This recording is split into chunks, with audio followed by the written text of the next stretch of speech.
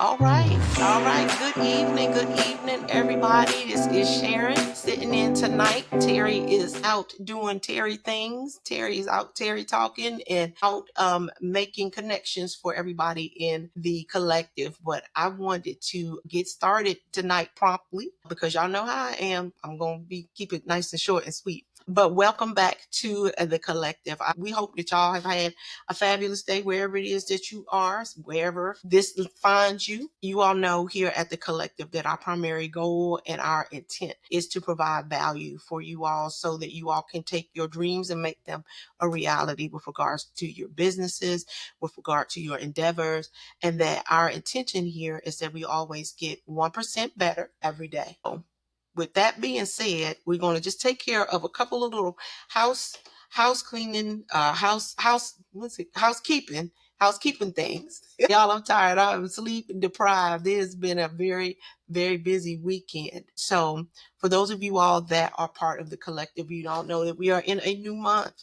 And at the top of the month, the price for joining the collective increased from 47 to 77. And we told you all that this was going to happen. We told y'all that it was coming. We gave you a month of BOGO. We gave you a month at the 47, and now it is 77. But we always said to you all that the value of what we were providing to this forum well exceeds what anyone would have to pay to be a part of it. So with that said, we want to encourage you, if you've got family members, friends, and people that you just care about, that you want to bring along with you on this journey, invite them to the collective.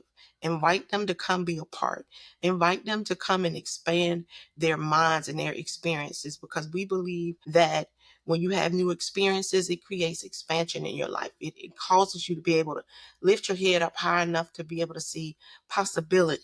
So we want you all to have them come join us in the collective. If you are here on tonight, if we've got anybody in the chat, if you are here and you want to get 1% better, just drop a 1 in the chat. If I don't see nobody in the chat, we're going to keep on going, because we know we want to get 1% better. I'm going to put a 1 in the chat. How about that? Because I want to get 1% better. Bam, there you go. There's my 1.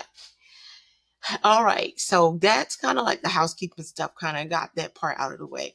And I'm really excited about tonight, right? Now, I know Terri kind of does this a little bit differently, but y'all got Sharon tonight, so y'all gonna get it the Sharon way. But tonight, I'm really excited about having my sister and my friend with us tonight. Our topic that we're going to be discussing, as you all know, we've been talking last week about all things legal, about your business, about entity structure, and about all of the things that go along with setting your business up so that you can run it successfully. Because a lot of us are very good at what we do, but we don't necessarily have the business side together. And so that was the reason why we had Pam Harrigan Young with us last week. It was amazing. She gave us a lot of nuggets and shared a lot of really good information. But I feel that tonight is going to be equally as amazing, because we've got my sister and my friend, the Crews Bristow. Now, we go way back. I'm not going to tell you how far back we go. But yes, I am, because this is my line sister, y'all. Yes, I don't want another devastating Delta woman in to help give you all some insight on what we like to talk about over here, because we talk about all things business, real estate, construction in the collective. And you all know the reason why we do this. We do this because there is an absolute need for it right now. And the economy is shaking like no one would have ever thought, before. And people are losing jobs and the like. And we don't operate out of fear, right? But you have to have a plan, and you have to be able to be, if you don't know the way, then somebody has to show you. There's a scripture that says, how can they be taught unless they have a teacher? Right. And so that is part of the purpose of the collective, to make sure that everyone here has the benefit of the same information, so that we can walk together in agreement and move towards our goals of financial freedom and building a legacy for our children and our children's children. So tonight we're going to get started, and we're going to be talking about business ownership versus solopreneurship. And we have, as I said before, my friend and my sister, Arethea, here. And Arethea, welcome to the collective.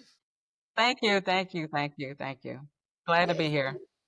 We're glad to have you here. So I know that, we have had a little bit of conversation coming into this tonight about what we're going to talk about, but I want you to know here in the collective, like whatever is on your heart to share with regard to this topic, we are absolutely going to yield to that because we know that you are the one that's bringing the value in this topic tonight. And so if you will just tell everybody a little bit about yourself and tell them a little bit about your entrepreneurial journey. Sure. Arethea Bristow. I have been working in corporate America and doing entrepreneurship for the last probably 15, 16 years. Most of my experience is in corporate America. However, I didn't want to just lean on that W-2 check for the rest of my life. I wanted to build something on my own. And my father had always been like a semi-real estate investor. So one of my first things was to try to get into real estate. I bought 2 homes when I was like 21. That's when, it didn't matter about your mortgages, and I always had kind of decent credit, so it didn't matter. So I wanted to rent, but then I kind of sort of fell in love. I guess you call it, got married the first time, and um, decided to just focus on just the regular job. But then I got to Charlotte, decided, hey, I really wanted to want to do some consulting work, plus really look at some franchises. And I studied franchises for a long time. Then I kind of focused on just one type of franchise, which is education. So I looked at both Kumon, Mathnasium, Huntington, all of them, every last one of the franchisees. Some they were, and then other people wanted me to try to build my own. But once I tried to think about building my own, it was too much to build the infrastructure, to come up with the materials, to have some really legitimate conversations with parents on why they should be with me versus someone else. So I went with Mathnasium. Math is one of my strong suits. Been a math girl for years. My son was also a little genius at like 8, 9 years old. So I was like, hey, if I could teach him, I could teach anybody. But the thing about the business was I had to learn like the system. They had a system that you learned and you operated. You didn't have to figure out what you were doing for marketing. You didn't have to think about how you're going to assess a child. You have to think about how to score them and what materials to give them. It was a system that was built to do that. However, there were some things I had to do myself, which is find the facility, find the location, do the research about what that market could handle, whether it was going to be profitable or not. But my goal at that time was to have multiple locations in the same city, because I had a mentor. She was in Raleigh-Durham area. She actually had like 4. So I went there quite a bit during my early kind of couple months to kind of understand how she set up the multiple locations. But then I wanted to say, okay, let me focus on this one location and get that going. Then I'll go to another. I never got the other going, but I learned a lot. One, I did have lots of employees. I had part-time employees, one full-time employee, a marketing person, a PR person, someone who actually cleaned the facility when we left and straightened things up and things like that, so that it wasn't all on me. But it was oftentimes I had to step in and serve, meaning be at the front desk or be there to greet certain parents, because at one point the community wanted me to partner with community groups. So I partnered with 100 Black men, and they sent like 45 of their students to me, and they paid for those students. So I had to actually do something extra for them, which is to go to their meetings like once a quarter, give them the progress. Actually, kind of did something different just to give back to them and their program. But the other thing was just the amount of feedback you got, and you learned a lot about really parents, adults, and how different parenting styles either work or don't work for children. Children actually learned to trust me, learned to trust my staff, and we were diverse. I had Indians, Caucasians, Asians, from every race. I had low income, high income. It was very diverse because this neighborhood is very diverse where I live. But the other thing about it was just keeping the hiring going, like hiring good people. And good people could be students, college students, or adults who wanted to work part-time, or part-time teachers or retired teachers. But even them, no one really wanted to work every day. So you had to come up with a schedule that worked with everybody else. And that sometimes it helped, sometimes it didn't. Oftentimes I get a call at 5:36, say, hey, Arethea, such and such got sick. Can you come in and fill in for, and I had to teach. I was like, that's fine. I could do that. So that was one of the big things. My goal was to actually generate at least like $80,000 a year from that one. Then the next one generate like a 90,000. The next one, so I could kind of use some of the same techniques across. However, I got to a point where I was generating about 75,000. However, that was for like 9 months to 11 months of income. That still wasn't enough income for me to stop what I was doing. I started another business while I started another business 2 years earlier, which is consulting. And that actually helped me like earn the money I need to earn for the lifestyle I wanted. And I traveled quite a bit with that. So I didn't have to worry about whether I had enough income back and forth. Yeah, so that's how I got to where I am with. I only did the franchise for like 5.5, 6 years. Okay. Then after that, I focused more on my consulting work because I was starting to get clients who were willing to continue to pay me a large fee for servicing them. So I decided just to stop doing franchise work and mathnasium and only do my consulting work, which is what I do now. Okay, great. So I know that you shared that you were like, you were married the first time and you were, working, you bought a couple of properties, and then it was kind of like you just kind of fell into the 9 to 5 rat race type situation. But at what point did you really realize that you really didn't want to continue to do that anymore? It was when I didn't have control over what I did next. So I was one where I wanted to decide where I wanted to go next in corporate America, be it at the same position or another position.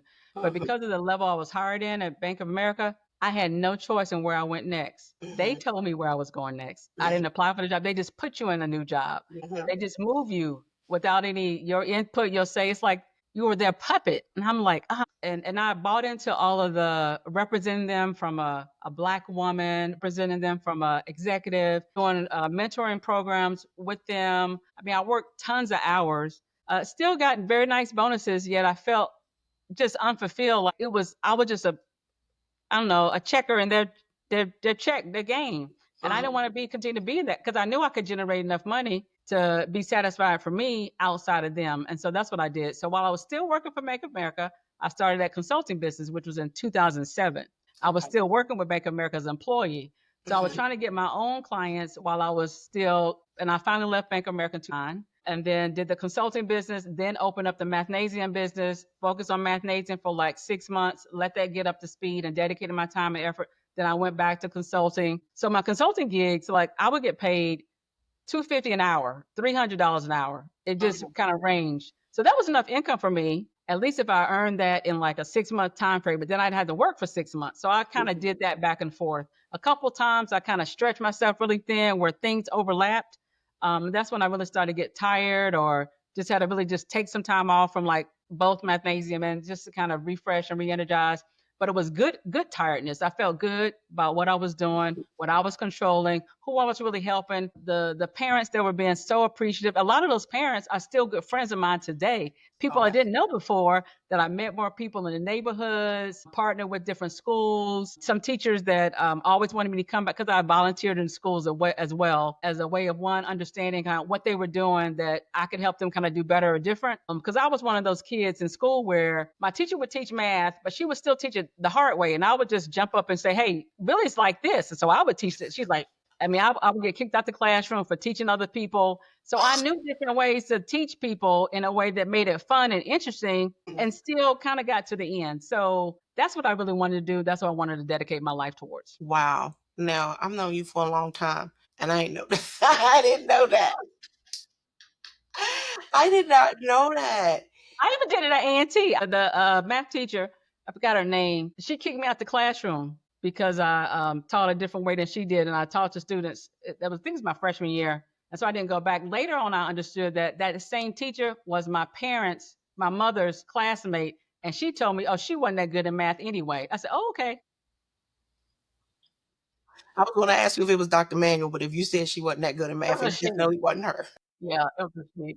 No, and Dr. Manuel. Wow. So, okay. So you shared with us about, you've done the systematized business, and then you are kind of operating as a solopreneur in in your Uh-huh. contracting Uh-huh. business, right? So what are the differences between the mindsets of the two? Because the one thing that I could tell that drives you in all of it was You didn't want to be punching anybody else's clock. Right.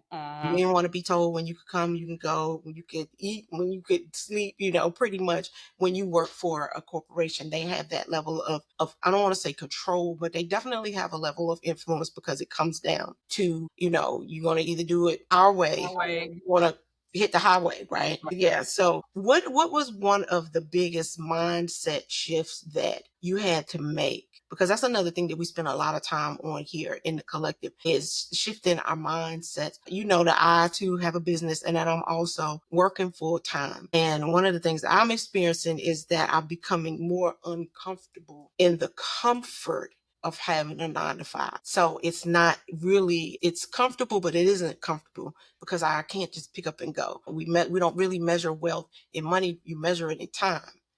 So what were two of the biggest mindset differences that you think, or shifts that you feel like you had to make between each of them? Because it sounds like too that some of this was going on concurrently. Yeah, it was. Yeah. It was. First, at one point, I didn't care whether Bank of America knew I had another business or not. And so I told people about both my businesses while I was at Bank of America so that one, I would know who was going to support me, whether I was Bank of America or not. And I learned so much that because I was so authentic in my corporate job, people were authentic with me. I got very little pushback from the things I was doing. Because for one, I've always been a worker, a hard worker. I've always I don't get up too early in the morning, but I will work late at night. I mean, there were times for any of my business, I would stay up 24 hours just to Oh, make sure what I was doing, my presentation was tight. I would practice what I needed to say. I would actually, go over things 3 and 4 thousand times, dot my I's, cross my T's, just to be sure that my work was still high quality, be it the corporate job or my entrepreneurial work. The other mhm. thing about the mindset shift was you have to be willing to just be comfortable being uncomfortable and take risk. And because if you don't take any risks, you never get any reward. So I took a bunch of risk. The one thing I didn't like about some of the entrepreneurship was some of the all the taxes that come out of your business, paying corporate taxes plus social security taxes plus unemployment taxes plus state, it's just all the taxes. I mean, I had a great person doing my bookkeeping and accounting, but when I looked at it, like, look, oh wow, I could have hired like 2 more people for the price I have to pay for all this taxes. And taxes just, for one, I hate the tax. I hate the IRS. I hate North Carolina Department of Revenue. They always challenge entrepreneurs, especially when you accumulate enough money. They want to kind of come after you they want to go through your tax return, and they say, oh, we just randomly sampled you. I'm like, really? It's just kind of odd the way, they just can't let people thrive, especially when you're giving so much of your time and energy away that you don't get compensated for. So yeah, yeah. But that was one of the biggest shifts, is the networking with the people I knew. And in my consulting work, people Mhm. actually knew other people in other companies, and I consulted back with the company I worked for. So they got something out of it as well, as far as the support I get. So I didn't totally leave what I call financial services. I just stayed on the outside and didn't want to be an employee with them anymore, because I knew that you didn't have control of your career. You have to actually go where they want you to go, whether you wanted to or not. Oftentimes, they would actually put you in positions, which they put me in positions where my peers, I was first, I had a bunch of peers, then all my peers reported to me. And that was just interesting. So that's where I learned how do you actually still lead people who are used to being your peer when they're very uncomfortable with that new situation.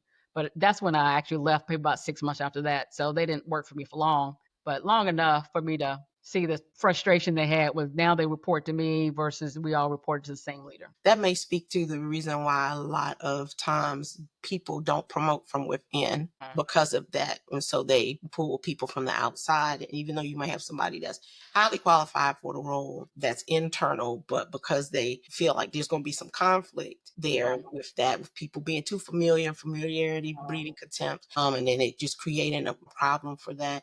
But that was really interesting.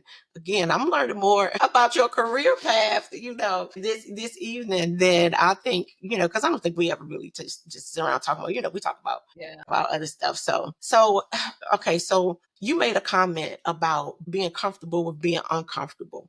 So it's kind of like what I said a few weeks back, like choose your hard. You're going to be either comfortable with being uncomfortable with somebody telling you what to do, or you're going to be uncomfortable with somebody always telling you what to do, or you're going to be uncomfortable with trying something new that you've never done before and launching out and everything not being in place, like you're building the plane while you're flying, right? At some point in time, you should be able to land a plane, right? But you still have to kind of build things up while you are going. I think one of the common misconceptions about business ownership and entrepreneurship in general is that it's so glamorous. I think you have already started to dispel that, right? It is so glamorous because people don't see that it's kind of like an iceberg. Because, like you said, I would be up 24 hours, so they don't see all the work that you're doing behind the scenes to establish your own system, even in your consulting business, so that the part that's on the top can just show through, which is the actual performance of the contract. So now that you have, or what I think is interesting is that you've kind of gone from being a business owner and having a system to kind of being a solopreneur. What does a typical day look like for you? When I was a business owner, like owning the Yeah, franchise? versus the other. Okay.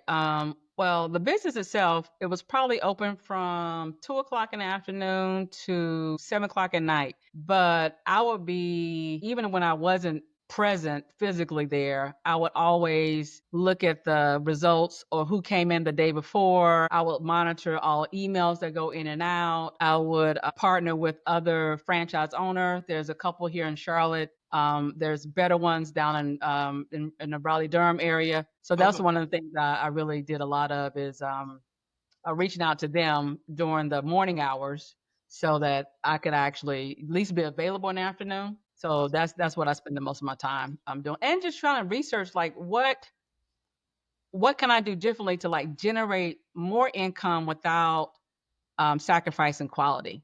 So Mhm. that profit loss was really a big thing with me. I mean, I had tons and tons of models of what I could do differently, which marketing I had my all my marketing kind of measured and what returns I got. I made sure people gave me like how did you come in and how did you find me? What did you see? How did that work? Because I did TV programs, I was in magazines. I did a lot to really invest in really making sure people knew about, my mathnasium, North Charlotte Mathnasium, North Charlotte is what it was called. So just being prepared for interviews and taking questions, because we did free assessments. So I did a lot of them myself so I can actually talk to the parents, talk to the child independently together to really see what I could do differently to help that child succeed because every person was different and unique. And that was the value prop I gave them is I'm not going to just give you a cookie cutter math program. You're not going to just do worksheets or you're not just going to go with chapter one and go to chapter two to go to chapter three. No, we're going to work with you. We're going to work with your teacher too. We're going to understand what you learn in the classrooms all that stuff with the teachers in the classroom, the emails. That's what I did in the morning. And I've known with the learning, with the people. I had to train my staff. We did have to go to Mathnasium is headquartered out of California. So I went to California a couple times. We had conferences, so I had to go to conferences. So that was money out the pocket to go to the conferences. I would bring my staff, maybe one or two people to part of the conference here and there. Or I think one year I sent both the people and I stayed back. So you have to kind of balance because you want your staff to also grow and feel like they're a part of what was happening versus only treating them as a robot or Mhm. somebody I paid. So I was able to just, share in all the other extra things that happened so they could actually grow themselves. So you were sharing the responsibility across Mhm. the departments or the team Mhm. members, I should say, Yeah. that had other roles. So now that you're a solopreneur and you're wearing all the hats, right? So how do you manage all of the roles in your business? So currently, well, I'm trying to actually scale the business. So right now, oftentimes when I go from one engagement to another, they often cross. So that becomes very cantankerous. But all the positions of consultants I do, I'm sure that I control the calendar. I control the flow. I don't like jump at even my best clients' ask or whim. I Mhm. said, I'll consider it. Let me think about it. I said, I probably can get it done maybe in 3 weeks, but I knew I could do it in a week but I Mhm. don't know what the next 3 weeks will look like. So I'd rather them not anticipate getting something immediately and train them. So you have to train people how to treat you. even in business. We train people how to treat us personally, our husbands, our children. We also have to train the people that work for us or compensate us for our skills and abilities. So I spend a lot of time just making sure to be firm with what my boundaries were and what I would do, what I wouldn't do. Mhm. My extra time that I invested in me was just what I wanted to do because I'm just a hard worker. I always want to be better than I was, yesterday than today. I kind of always had that mind of what can I do better tomorrow? What I don't do good at all is this working out thing. I just can't do that working out thing well. But the rest of it, I can eat good. I can have good relationships. I can thank God and go to church and go to workshops and get massages. But the whole working out, I just ain't there yet with the working out. Me neither. So we gonna get better together on that, right? We're gonna get better together on that. So okay, that's Oh, the other thing I want to say is so my consulting business, I still go back to my corporate relationships. okay. So they have really invested in me. I actually still reach out to people every 3 or 4 months, even if there's nothing going on. I just reach out and say, hey, how you doing? I used to ask to kind of meet for coffee. COVID kind of presented a different dynamic where people I'll just say, oh, let's meet on Zoom or Teams. So I like to just stay in contact with people, even if I can't work with them on a project, but I would still stay in contact with what is going on and where they are, what opportunities it present, like what other companies that I may compete with are there. Why did you go with them versus me? I learned the hard way that in order to get some of the bigger deals, you have to have a lot more insurance. So I Mhm, had business insurance, but I mhm. didn't have like $10 million worth of insurance because that was like a $2,500 a month insurance check, and I was like, I didn't want to invest that type of money in that. So oftentimes I would be a subcontractor to a bigger contract. Okay. And that worked for me, and it still does. But right now, some of our line sisters who are in the federal government, we've been talking for like 10 years of how we can build something that we can share back with undergrads in the HBCUs so Mhm, that they would actually get some work experience and get some coaching as a part of their experience. mhm. Work for 3 or 4 months with this company as a contractor, and then you can actually go and be a full-time employee or stay as a contractor and help them like learn financial management skills, how to manage your money, how to put things to the side, how do you come up with this emergency cash fund, and what techniques can you use to actually invest that's safe, what to and actually share, be transparent. Like a lot of times we're not transparent about how much do you really make, how much taxes are you really paying, how much does the house really cost, how do you afford to pay for it, what Mhm. do you do? So I actually had those hard conversations with different people that I did bring into the consulting business to like partner with me to do work. Yeah. Hmm. So you just mentioned that you were looking to start scaling this. So Uh-huh. what were some of the signs for you that it was time for you to do that even as a solopreneur? The people I was working with, Aretha, do you know anybody else that can help me in this other area? I don't want you to go there because I want you to stay where you are if you can. I wish I could duplicate you. So that's when I knew. I said, no, I'm not duplicatable for sure. And I'm not willing to work. I make sure people know I'm not willing to work 80 hours. Like I'm not willing to do like 2 and 3 people's jobs. Right. I'm not willing to do that. So I push back a lot and trying to do what I'm here to do, but add a little something every so often, but not consistently so that it's not an expectation. Like give people bonuses, bonus Aretha versus just the regular one. Oh, Um, okay. The Yep, bonus Aretha. yep, yep, yep. Okay. So scaling, what we were trying to do is different people have their own kind of corporation. So we were going to partner together, create a different one, and each corporation owns different parts or a piece, like 5 companies, everybody owns 20%.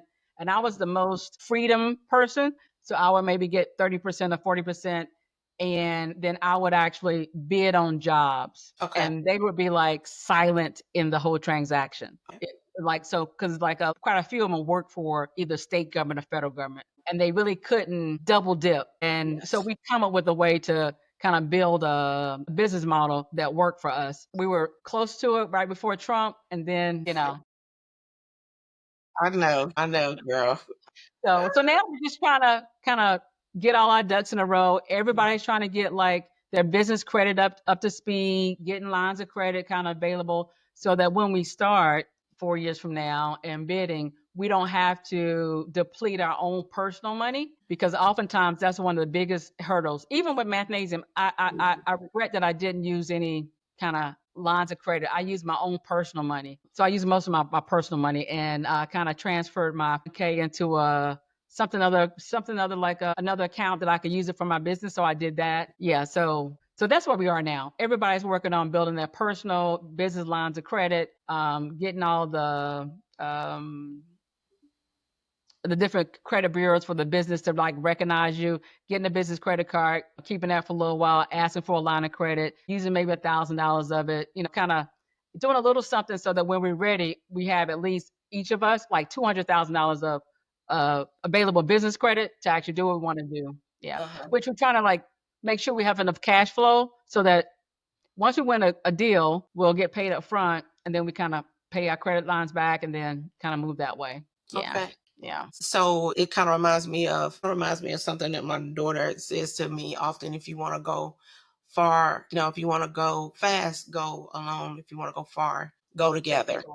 Yeah, take people with you. I'm glad to hear that some of our online sisters are teaming up with you about that. So, in doing this, of course, you can always run into burnout and you can lose momentum. How is it that what is motivating you right now in continuing to move forward and building this with them? Probably because I mean we spent years raising our children, and now we're at a point of our lives where we have semi extra time and still want to be able to live comfortable lives and get rid of all our personal debt, be it your mortgage, cars, or whatever. So this is the best way to do it is while you're still young, you're healthy, continue to do that. Because I forgot to mention, I also I'm a licensed life insurance agent, long-term care insurance, and I did that as a business too. And I still do it I'm still licensed, but I don't actively practice licensed life because I did that for about a year and a half too. But I keep my license. You the girl, Yeah. you got your hands, Yeah.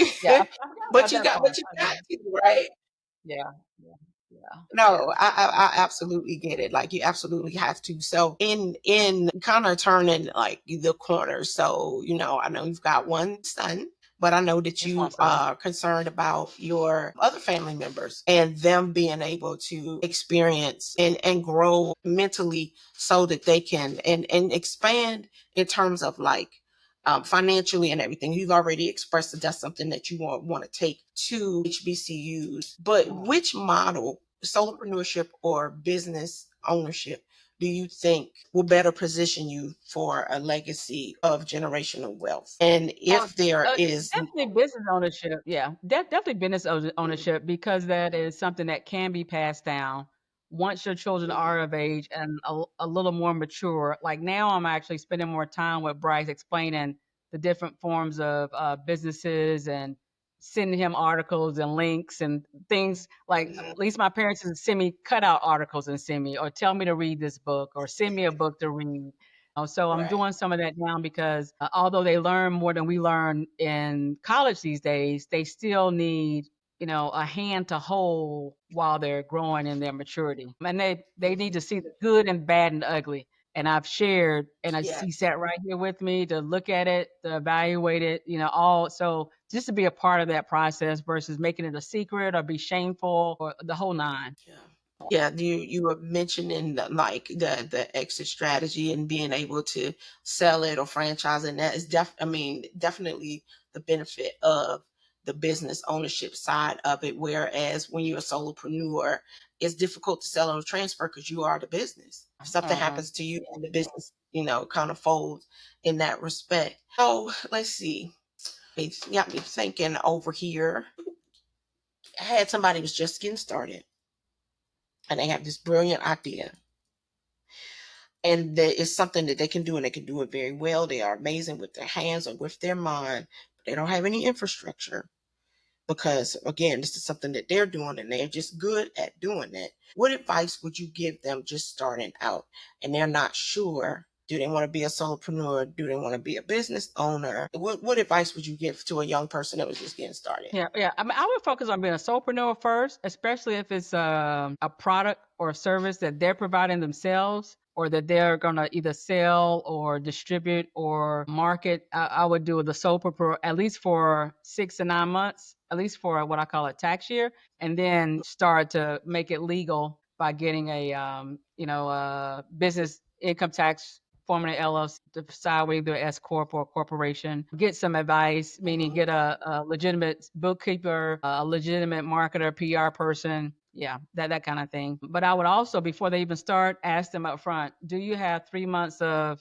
emergency money that you can cover all your Mhm. living expenses? Forget about your extra stuff, but your living expenses. So yeah, Mhm. yeah, yeah, That's yeah. extremely important, and that's one of the things here in the collective that we really focus on. We focus on the business aspect, but you can really only grow your business as well as your own personal finances grow. Once you get to a point, because for most people, they do start off as solopreneurs, and that's exactly where they start off with their own personal finances, using some of that money to do that. And it's really important that your personal credit is good so that you can get business credit, et cetera, et cetera.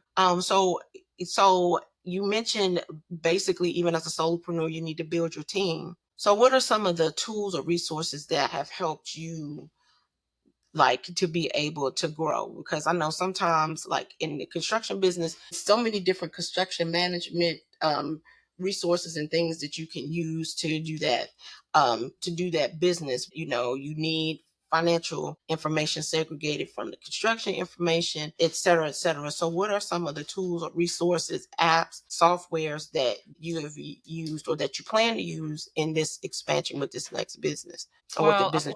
so I use Outlook for my like emails and whatnot. So I separate and I put people in categories. So you can put different companies in different categories. So like I mean, in your case, like electricians or HVAC people or whatever. So I put people in like what work. Like I put marketing, healthcare, financial services, retail. So they have categories. They don't know, of course, in my phone. So I keep notes on people in my phone. So Okay. because I can't remember everything about everybody, so I actually kind of had to put notes or something in parentheses and remind me who they are. And I'll call and I follow up back with whatever they're working on. Like I call you every so often, like, hey, how did you buy that house yet? How's that going?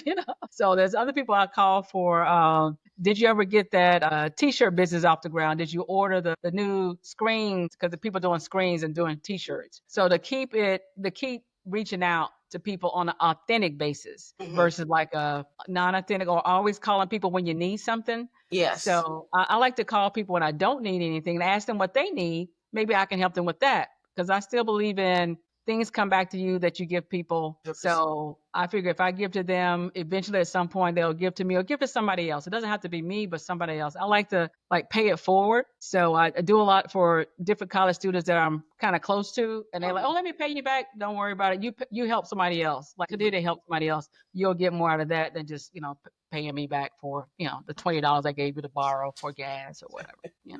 Yeah. Yes. So you're recognizing though in that the relationships that you have built really are the resources that you use to expand your business, because being a consultant, you're in a people business, and you got to Uh, be able to touch people. So you basically have sown seeds that are going to yeah. come up in your future, in dealing with them. That's good Yeah. Yeah. stuff. That's absolutely good stuff. I do use some of the like translation apps. Well, not translation, but dictation apps. So where it would scribe for you or take notes for you or summarize for you, that kind of thing. So I use this called Scribe. Of Yes. course, I got OneNote. I do keep a lot of voice notes as well. I work with some people like my hairdresser. She has a wonderful app that she actually started with the people who built it. Oh wow. And that app is, schedule things and the menu and how it looks. And so anything that kind of gives you simplicity to scheduling people, be it your time or for your own life, I use it. Calendars, I schedule everything. I write my doctor's appointment down in my calendar. I put reminders because, like I said, I can't remember everything, but I know when an alert pops up to tell me, okay, Dr. Doc, and I make sure it's like 2 days in advance or a week in advance, or I do two of them. So I could put one for a week in advance, enough for 2 days in advance, so I kind of understand what I got going on for that day or that Mhm. calendar. Yeah, I Yeah, tell people all the time, if it's not on my calendar, I don't yeah, have. right. I'm don't depend on me at Yeah, 53 to remember that, because I'm not. I don't even know what I had for dinner last night. yeah, Yeah, I yeah, would be I would be honest with yeah, you. yeah. Yeah. So, I do like Salesforce too, because one, I did some project with Salesforce. So Salesforce has a very friendly app too for small businesses and major businesses. So I okay. like Salesforce a lot. So what exactly kind of is it a Feel like a contact manager, but you also keep up with your sales, like what products the people have. You can keep up with other information about that client. It's all on kind of one screen. They have a good kind of mobile app as well too. okay. So of course, yeah. And I partner with a couple of companies where they do Etsy for like their crafts, sell things on Etsy. Uh-huh. So I've seen that platform, so I like that. That's pretty neat. I'm actually getting to know a little bit more about Amazon platform because you can actually do more with Amazon than just buy ourselves. You can actually set Yes. up your own stores on Amazon. So I want to research that. Not that I don't have anything to sell, but if I find somebody that has a product and Um, they want a partner to invest, then I'm willing to kind of add that part, invest, kind of get my payments over time. I'm all about now creating passive income for myself. For one, yeah, it minimizes the tax impact to your kind of tax liability. You keep more of your money if it's passive versus kind of W 2.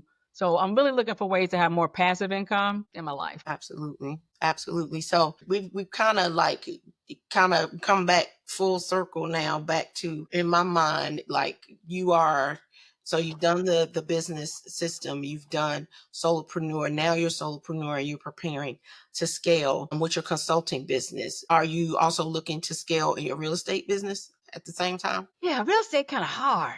They want too much money, and it's kind of risky, and you just never know about the houses. So I'm getting more comfortable. But like I said, you got to take risk, and you got to be You do. comfortable being uncomfortable. So I mean, I partnered with you for like two of the houses, so Yeah. that was good. The first house wasn't, but you weren't a part of it. I tried to get you, but you were doing something else.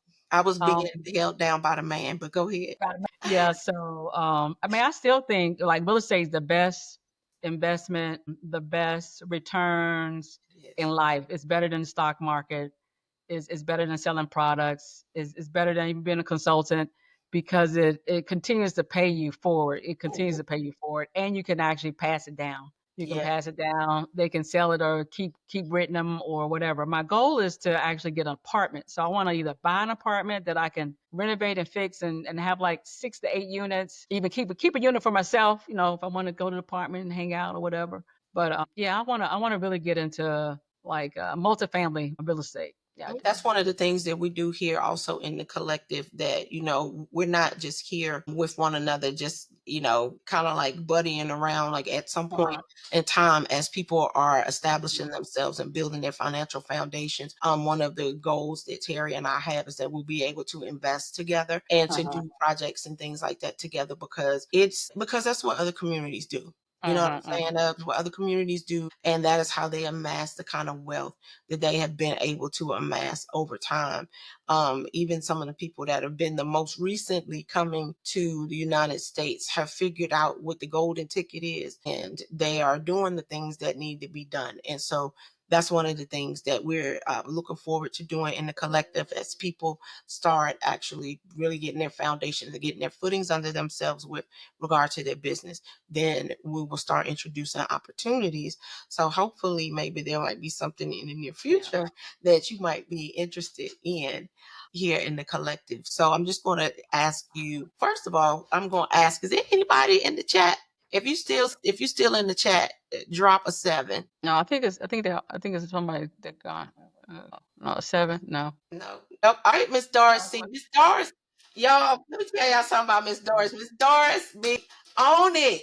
She is faithful to do. Thank you, Miss Doris, for being hanging out with us this evening and for staying in there with us. I know tonight's format was a little different, the conversation and the way that we talked about it, because we just had so many experiences in both on both sides, and so she was able to really delve really heavily into her experience with mathnasium, which interestingly enough, because I too am a math person being an engineer. Thank you, Ms. Doris. That was actually something that someone had said to me, why don't you consider opening a Kumon? And Oh then wow.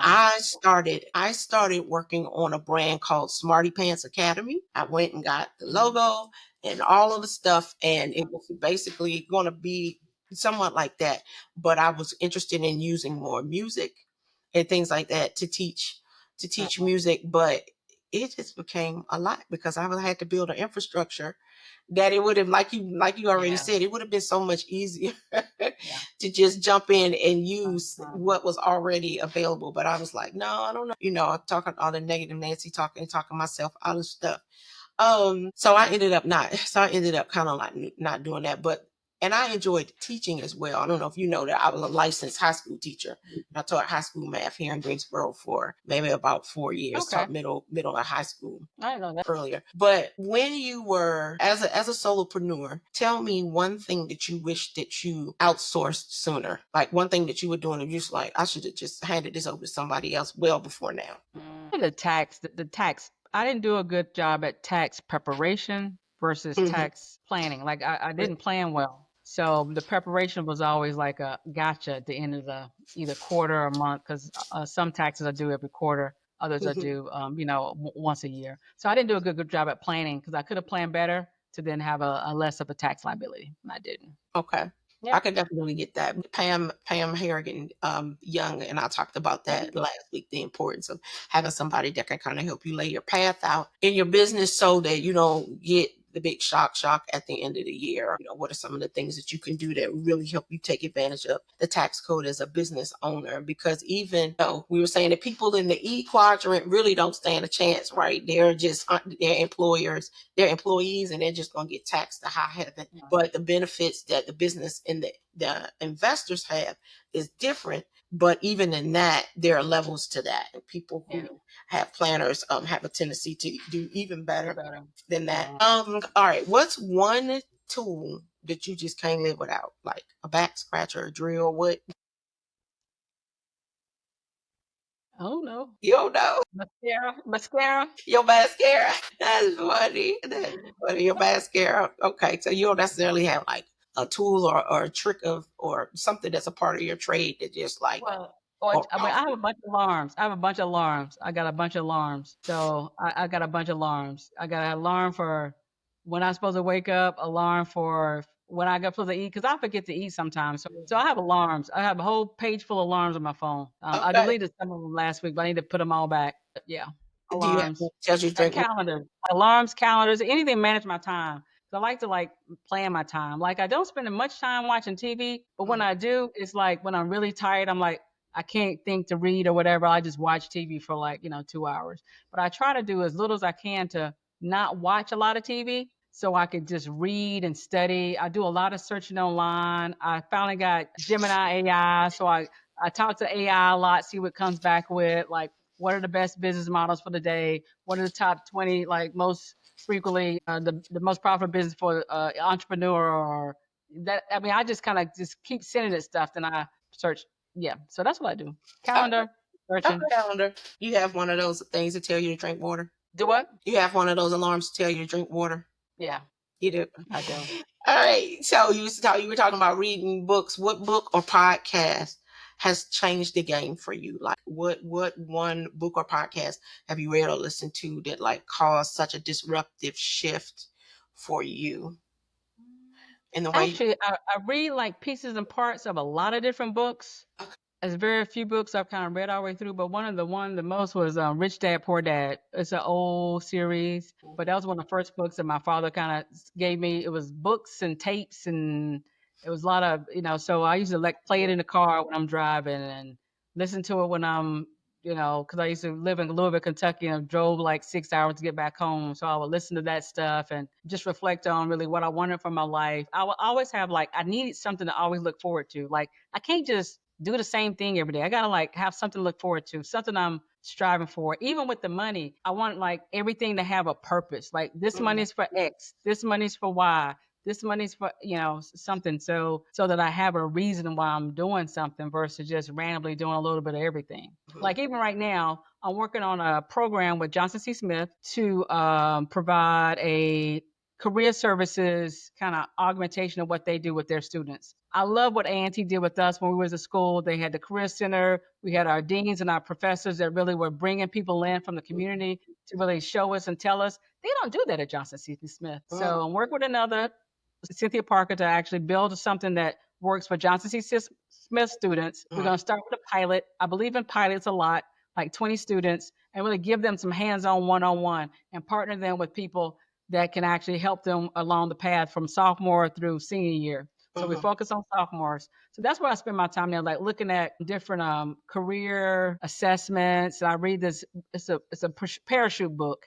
It used to it's an old one, but they kind of redid it. Like what color is your parachute? I love that too. So you can find out kind of where you are because you people just don't stay the same all their life. You have different interests, you have different influences. So I embrace that change a lot. I embrace the change. Yeah, yeah, that's good. I think that for myself, I had to learn to embrace it too, because the person that I was at 20 is just definitely not the person that I am now, and the things that I needed back then are not the things that I need right now. It just you just have to embrace the change so that you can get to whatever your goal and your destiny is, because if you stay the same, you're absolutely never going to get there. Yeah. In this pilot with Johnson C. Smith, though, because now you've kind of piqued my interest, are you going to have a finance module in there? Yeah, we will. You don't have a finance module. Just so you know that the FRST program of the Office of Student Success is launching finance module for freshman study courses. Okay. We have not fully acknowledged this, but it was written by this year's freshman class and the Okay. freshman class Okay. president. Yeah, I got to get to know that. That's good. That's good. That's another thing about students in particular. Like some students, they don't even get active on campus. So they Yeah. continually go home all the time. I'm like, why? Why? Stay where you are. Stay engulfed where you are. Get active on where you are. Yeah. Find some friends you didn't go to high school with. I mean, I Yes. purposely made sure I used to ignore my high school friends that went to A&T with me until my friends that were new decided they got to know them. They're like, oh, Rita, you went to school? I'm like, yeah, but I don't want. I'm Right. trying to get new people. Right. Yeah, new people. Yeah, Yeah. that's hard, because that's hard in Greensboro though. Because if you went to Yeah. Dudley is just a A straight thing. path across the Yeah. street. Yeah, Yeah. yeah, it Exactly. can't be. So, Miss Doris, you're asking, have you read Profit First? Any thoughts on that? Miss Doris, that's our book for the next month. I think. Wait a minute, Yeah. what month are we in? Yeah, we're going to be reading that here in the collective as well. So we're excited about that. So on Thursday, you all know we're going to have question and Q&A, and we're going to be getting together to discuss the book that we are reading about becoming your own bank. Okay. And so that is the book that we are reading this month, and I'm very excited about that. I've been excited about us doing that book, Mo and I both, because Mo was also pre-reading. She was pre-reading. Oh, all right, collective family. It is the book. It's a book about ultimate banking. Hold on, becoming your own. Because I just bought it. So Mike McAllowitz is the author of Profit First. Perfect. For And that is absolutely wonderful. Becoming Your Own Banker by R. Nelson Nash. I downloaded it. It's about 4 hours on Audible. That's one of the things that I love about the collective, is because it's just so many different interests and businesses here that provide value. And so we're all, real estate minds, construction minds, financial minds, this mindset work that goes on here, and it's all for the good of our community, because nobody's taking care of us but us. So I'm thinking, guys, that's going to like wrap us up for tonight. We want to thank Arethea for being here. Thank you all for your input in the chat. Thank you all for showing up for yourselves every week to get 1% better. My coach LaShawn says friends don't let friends stay broke. And so this is the place where you can do that. Tell your friends it's $77 a month now, but tell them to come and join us. You are so welcome, Miss Doris. I just love Miss Doris and Mo. Hey Mo. And Terry. Hey Terry. But yes, Arethea, thank you so much. And hopefully after you get expanded, then we can bring you back and you can share some more about your next venture with this business, because I'm excited about that for you. Like, the whole thought process behind that is amazing to me. Yeah. So, all right, you guys, that's all I got for you. I'm gonna jump off now and talk to y'all later. Have a good night. See y'all on Thursday. All right, ma'am. I just